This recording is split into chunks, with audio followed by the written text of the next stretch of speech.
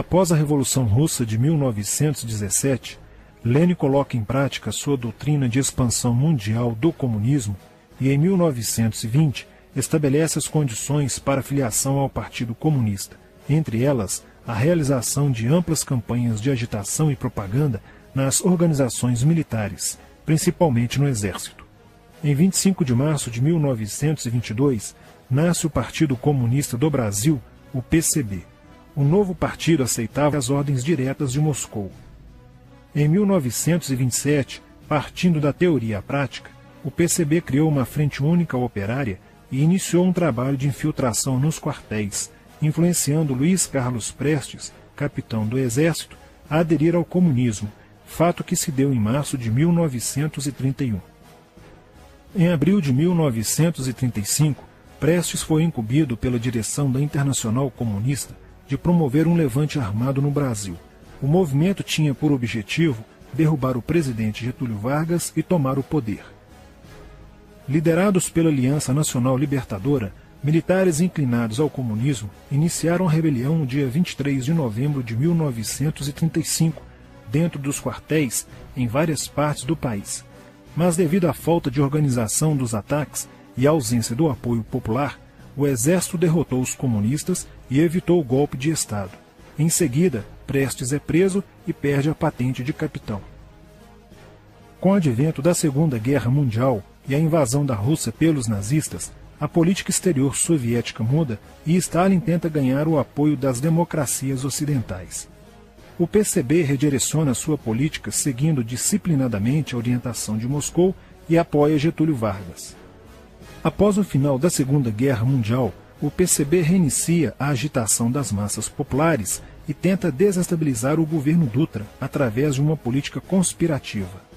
Durante toda a década de 50, Moscou, através de suas redes apoiadas pelos partidos comunistas no mundo inteiro, tentava desestabilizar as democracias ocidentais. Como consequência, nessa época, em muitas universidades ocidentais, predominava uma visão social esquerdista, sendo que grande parte do terceiro mundo aclamava o modelo soviético como a estrada para a justiça social. Muitos intelectuais se declaravam marxistas. Assim, a conjuntura era altamente favorável ao comunismo, o que provocou sua expansão dramática até o final da década de 50, com a vitória da Revolução Cubana. Isso fez o PCB defender com mais intensidade a luta armada como a única solução viável e progressista dos problemas brasileiros.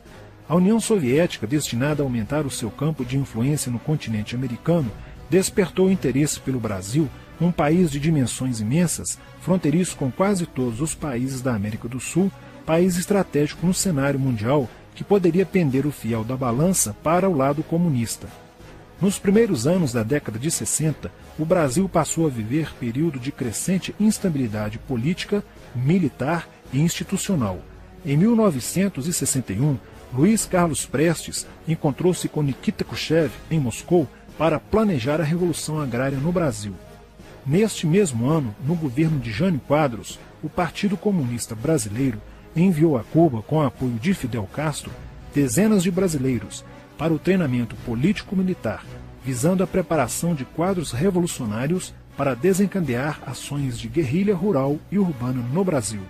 Os chineses também colaboraram para a tentativa de implantação do comunismo no Brasil, recebendo na Academia Militar de Pequim, em 1962, um primeiro contingente de brasileiros, visando a formação de quadros guerrilheiros para o movimento que viria a ser implantado na região do Araguaia.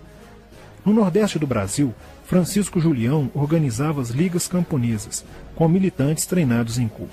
O apoio cubano concretizou-se no fornecimento de armas e dinheiro, além da compra de fazendas em Goiás, Acre, Bahia e Pernambuco, para funcionar como campos de treinamento. No dia 4 de dezembro de 1962, o jornal O Estado de São Paulo noticiou a descoberta e o desbaratamento de um campo de treinamento de guerrilha no estado de Goiás, em uma das 3 fazendas pertencentes às ligas camponesas. Enquanto isso, Goulart governava o país de uma forma pendular. Ora pendia para o lado dos comunistas, ora para o lado dos conservadores. Em setembro de 1963, tudo indicava que o país caminhava para uma revolução de esquerda, principalmente com João Goulart apoiando a sindicalização de sargentos, promovendo a quebra da hierarquia e da disciplina nas Forças Armadas. Em 4 de outubro de 1963, Goulart solicita o estado de sítio ao Congresso Nacional, pelo prazo de 30 dias. A manobra foi repelida pelo Congresso e João Goulart passou a conduzir ações no sentido de implementar o projeto golpista que desaguaria em um regime totalitário de esquerda. Insuflado e orientado por seu cunhado Leonel Brizola, pregava a necessidade de reformas de base e a implantação de uma república sindicalista. Controlando o aparelho sindical, o governo promovia o grevismo, a anarquia e o caos. O país passou a viver dias de intranquilidade, estagnação econômica e inflação descontrolada. Em meio à crescente radicalização do ambiente político, Leonel Brizola era a liderança que unificou as esquerdas na frente de mobilização popular, criando o grupo dos 11 companheiros para tomar o poder pela luta armada.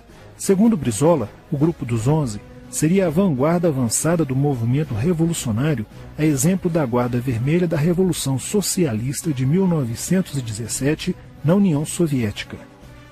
Alheio às críticas que lhe endereçavam militares e oposição civil, João Goulart e o PCB mantinham entendimentos constantes. No dia 13 de março de 1964, um comício realizado na Praça Central do Brasil, no Rio de Janeiro, ficou conhecido como a Comissão das Reformas. Mais de 100 mil pessoas participaram, pedindo a legalização do PCB e a entrega de armas ao povo para a luta armada. No palanque estavam João Goulart, Miguel Arraes e Leonel Brizola. No dia 19 de março aconteceu a primeira Marcha da Família com Deus pela Liberdade, que reuniu 800 mil pessoas em oposição ao comício do dia 13, em demonstração do descontentamento de grande parte da população com os rumos que tomava a situação nacional, principalmente devido à impressionante demonstração de força, o tom radical dos discursos de Arraes e Brizola e a profusão de cartazes com a foice e o martelo. Em 20 de março, apoiados por Brizola e pela CGT, a Associação dos Marinheiros e Fuzileiros Navais do Brasil reuniu-se declarando um motim, dando origem a vários outros movimentos rebeldes no interior das Forças Armadas. Realizou-se em Niterói, na sede do Sindicato dos Operários Navais, um congresso continental de solidariedade a Cuba, com a participação de delegações latino-americanas. Luiz Carlos Prestes manifestou o desejo de que o Brasil fosse a primeira nação da América do Sul a seguir o exemplo de Cuba, se tornando uma nação comunista.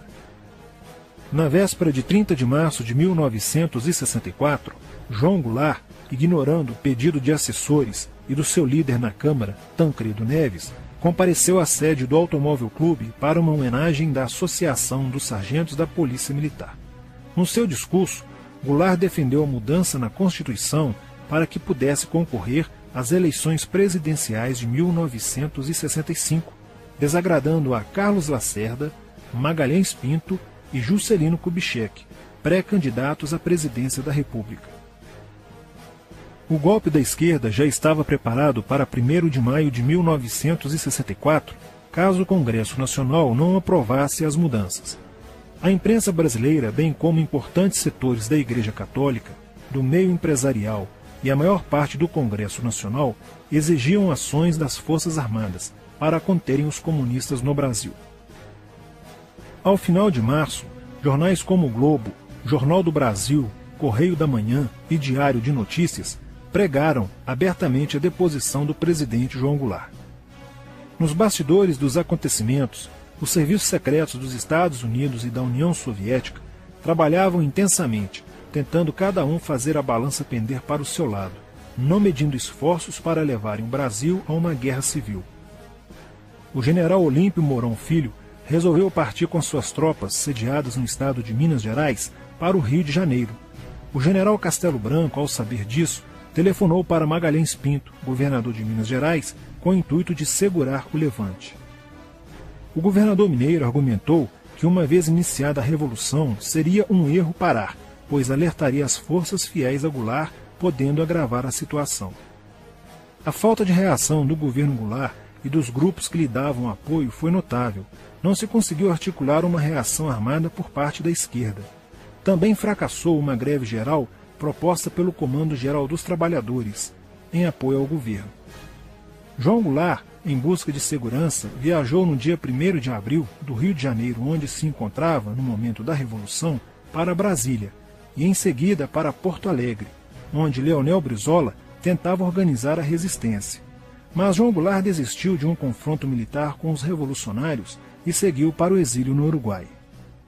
No dia 2 de abril, o presidente da Câmara dos Deputados, Ranieri Mazzilli, assume provisoriamente a presidência da República e mais de 1 milhão de pessoas lotaram as ruas e praças do país para comemorar a vitória. No dia 11 de abril de 1964, o Congresso Nacional se reuniu para eleger o novo presidente da República. O general Castelo Branco, aclamado por grande parte da sociedade brasileira, apoiado pela imprensa e por importantes setores da Igreja Católica, além de contar com a aprovação de grandes líderes políticos, entre eles Juscelino Kubitschek, precisava de 238 votos para ser eleito em primeiro turno, e acabou recebendo 361 votos. No dia 15 de abril, Castelo Branco assume a presidência da República, consolida a vitória sobre o movimento comunista e renova as esperanças do povo brasileiro de ter um país com dias melhores. Porém, a esquerda derrotada colocaria em cena, nos anos posteriores, Carlos Marighella, ideológico comunista e defensor da luta armada, que submeteria o povo brasileiro às ações mais obscuras da guerrilha, o terrorismo.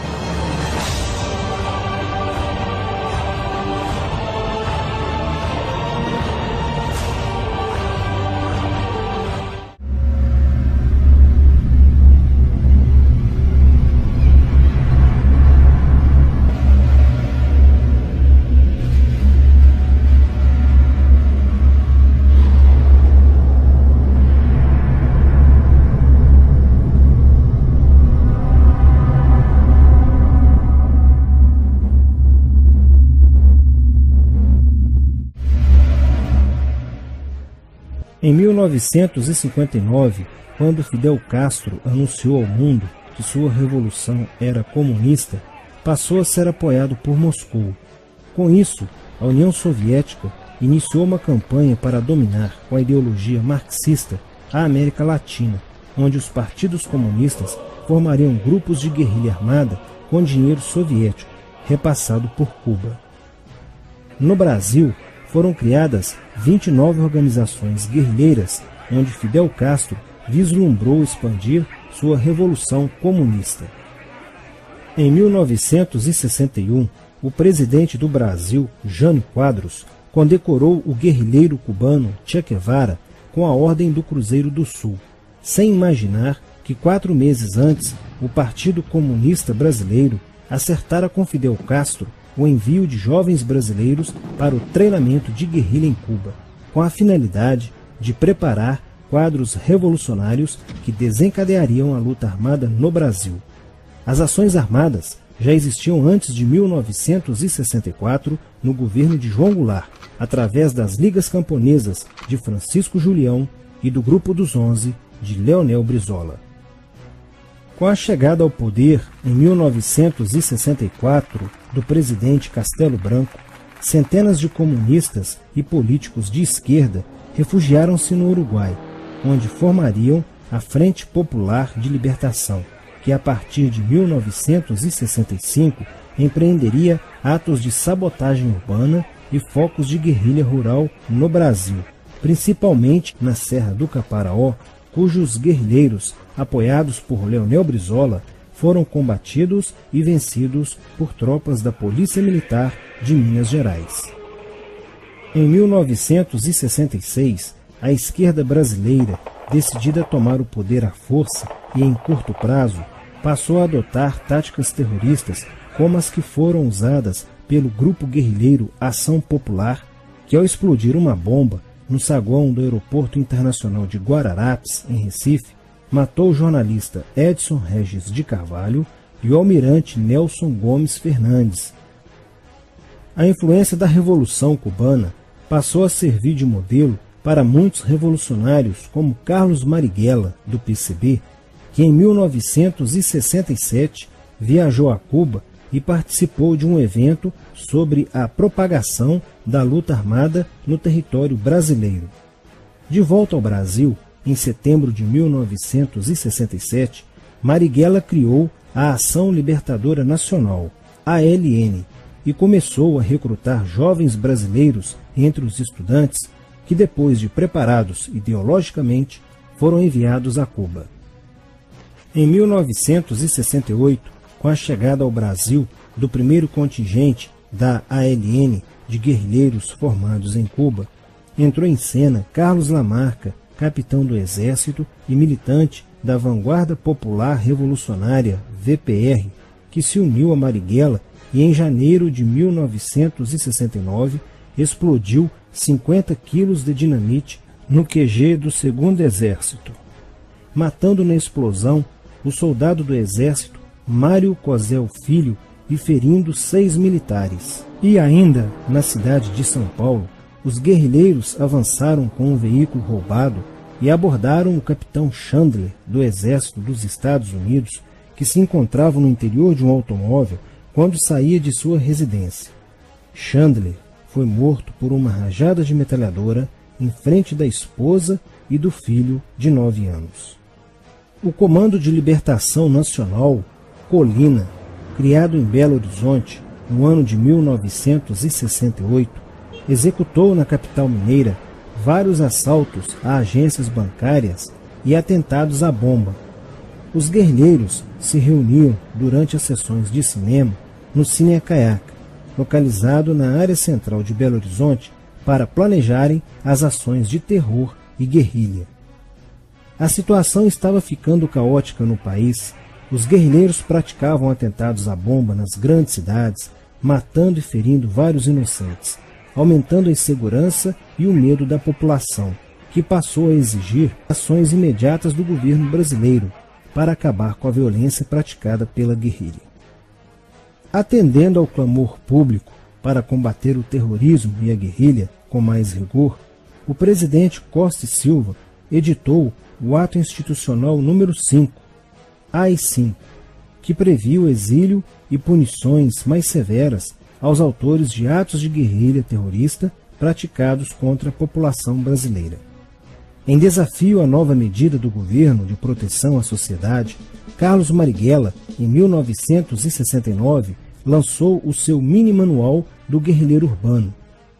Neste mesmo ano, só no Rio de Janeiro, a ALN, para aumentar os seus recursos financeiros, praticou 30 assaltos, sendo a maioria deles contra as agências bancárias. E ainda, em 1969, a ALN, juntamente com o movimento revolucionário 8 de outubro, o MR8, sequestrou o embaixador dos Estados Unidos, Charles Burke. O sequestro foi sugerido pelo guerrilheiro Franklin Martins. Os guerrilheiros exigiram a libertação de 15 presos políticos, dentre os quais se encontrava José Dirceu. A exigência foi prontamente atendida pelo governo militar. A ALN estava prestes a sofrer um grande golpe quando Marighella começou a cair, após a prisão de um militante de sua organização no dia 1º de outubro de 1969.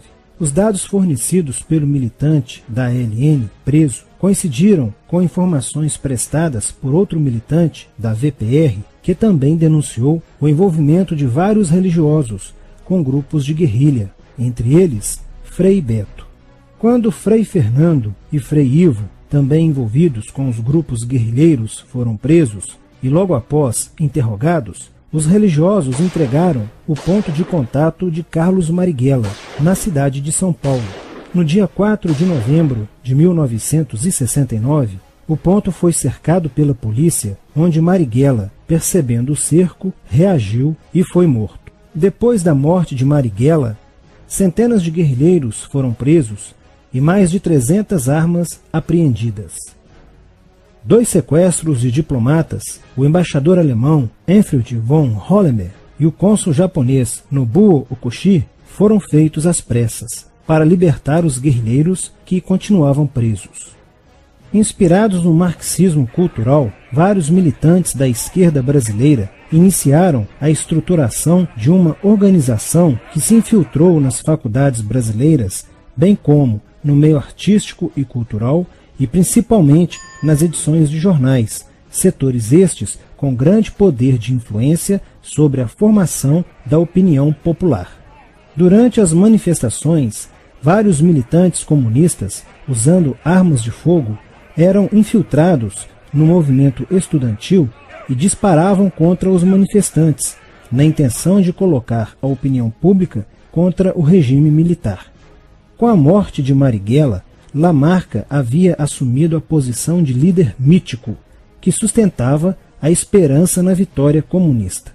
Em 1970, quando o embaixador suíço Giovanni Butcher foi sequestrado, o governo se recusou a soltar os presos da lista apresentada pelos guerrilheiros.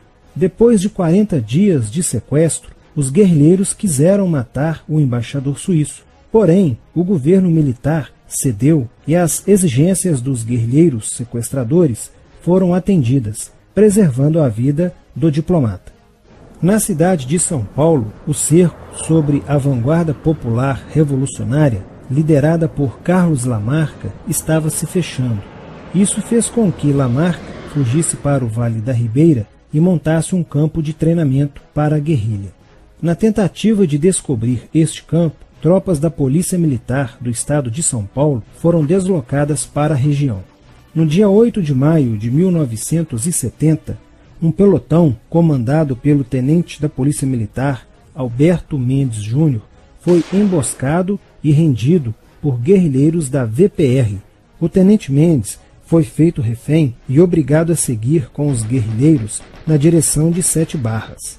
Depois de um dia e meio andando pela mata, Lamarca formou um tribunal revolucionário e decidiu matar o tenente Mendes, que teve o crânio esmagado por coronhadas de fuzil desferidas pelos guerrilheiros Diógenes e Fujimori.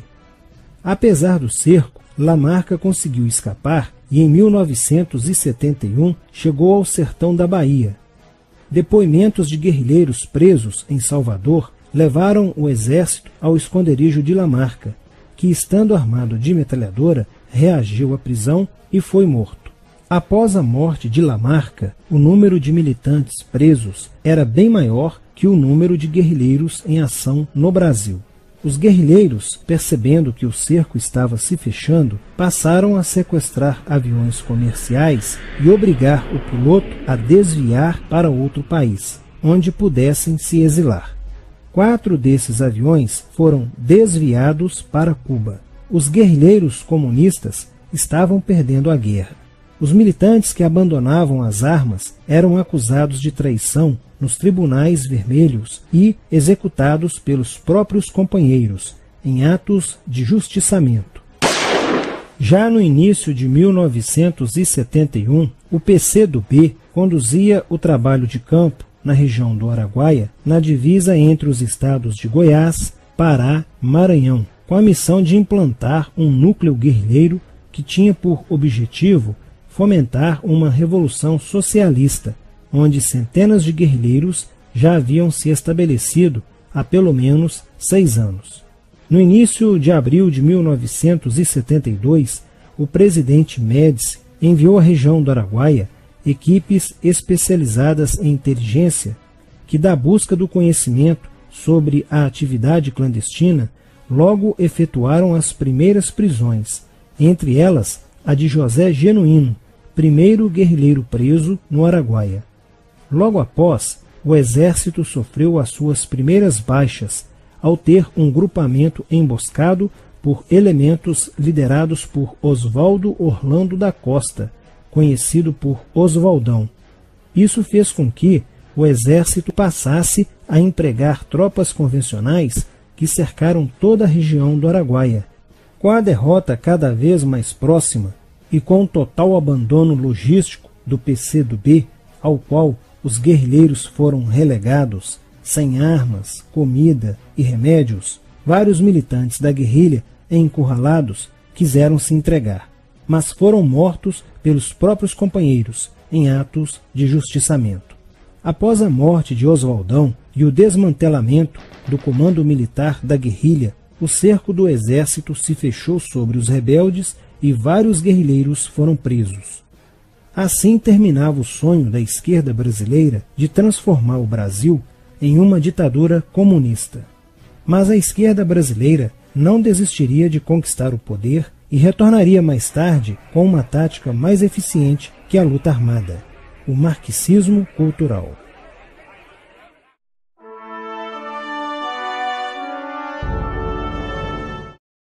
E eu quero, companheiro da direção do Fórum de São Paulo, debitar parte da chegada da esquerda ao poder na América Latina pela existência dessa cosita chamada Fórum de São Paulo.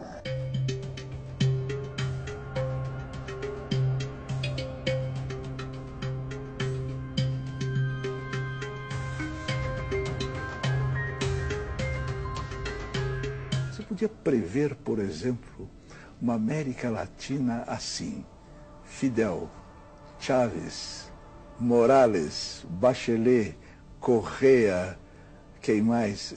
Todos de esquerda na América do Sul. Você podia prever que isso ia acontecer? Prever não, mas nós já lutávamos por isso e já trabalhávamos por isso, inclusive porque nós criamos o Fórum de São Paulo, que lutava para isso. Não houve, na minha geração, um processo de luta efetiva contra a ditadura. Aí, vários companheiros meus, várias pessoas que eu respeito, praticaram uma série de atividades, incluindo atividades armadas. Eu, especificamente, tive uma participação armada. Nós praticávamos ações de expropriação, que nós chamávamos dos bancos.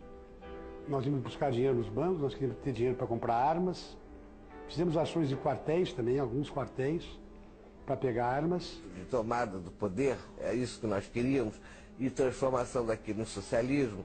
E que nós não éramos exatamente contra a ditadura, nós éramos contra a ditadura militar burguesa, mas nós éramos a favor da ditadura do proletariado. Isso ninguém diz, mas tem que dizer, faz parte da nossa história.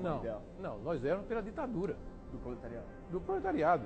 Nós éramos contra a ditadura militar, mas éramos a favor da ditadura do proletariado. Eu estava lutando contra uma ditadura militar, mas se você examinar o programa político que nos movia naquele momento, era voltado para uma ditadura do proletariado. Então você não pode voltar atrás, corrigir o seu passado e dizer, olha, naquele momento eu estava lutando pela democracia.